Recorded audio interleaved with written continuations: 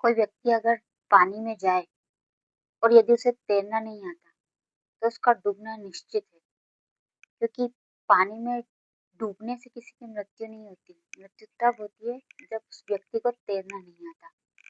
इसी तरह से हमारे जीवन में अगर कोई ऐसी परिस्थिति है और यदि हमें उससे निपटना नहीं आता, तो वो परिस्थिति हमारे लिए परेशानी बन जाती है। चलिए कहानी से समझते हैं। एक बार की बात है, एक व्यक्ति के पास एक गधा था।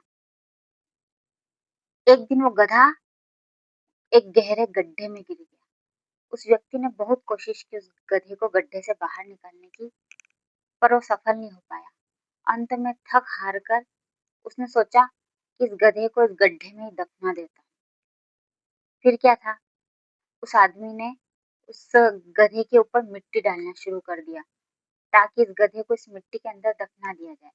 लेकिन थोड़ी देर बाद क्या हुआ, वो गधा धीरे-धीरे जैसे-जैसे उसके ऊपर मिट्टी गिरती गई, उस मिट्टी को झाड़ के उस मिट्टी के ऊपर चढ़ जाता। ऐसे करते-करते धीरे-धीरे वो मिट्टी के ऊपर चढ़-चढ़ के गड्ढे से बाहर निकल गया। यानी कि उसने परिस्थिति को परेशानी नहीं बनने दिया, बल्कि उसने समाधान ढूँढ लिया। इसी तरह से हमारे जीवन में भी बहुत बार ऐसी परिस्थिति आ जाती है कि हम थक हार जाते, परेशान हो जाते कि क्या करें? कुछ लोग थोड़ी-सी परेशानी में निराश हो जाते हैं, लेकिन ऐसा नहीं करना चाहिए।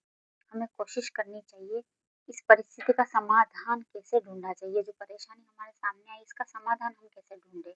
कोशिश करनी चाहिए, समाधान ढूँढें और समाधान करके हम उस परिस्थिति से बाहर निकलें, ना कि उस ना कि उस परिस्थिति का रोना रोते-रोते हम परेशानी को और बड़ी कर लें। क्योंकि मनुष्य जो है ना, अपनी परिस्थितियों का दास नहीं है, वो उनका निर्माता, नियंत्रणकर्ता और स्वामी है।